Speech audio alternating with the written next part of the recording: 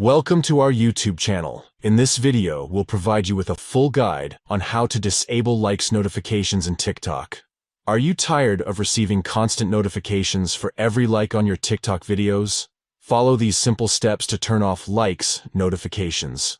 Step 1. Open the TikTok app on your device. Step 2. Tap on the profile icon located in the bottom drawer. This will take you to your TikTok profile. Step 3. In the top right corner, you'll see 3 stacked lines. Tap on those lines to access the TikTok menu. Step 4. From the menu, select Settings and Privacy. Step 5. Within the Settings and Privacy section, tap on Notifications. Step 6. Now you'll see different options for notification settings. To disable likes notifications, find the Interactions category and disable the Likes option. By following these steps, you can easily turn off likes notifications on TikTok, reducing the number of notifications you receive and allowing you to have a more focused TikTok experience.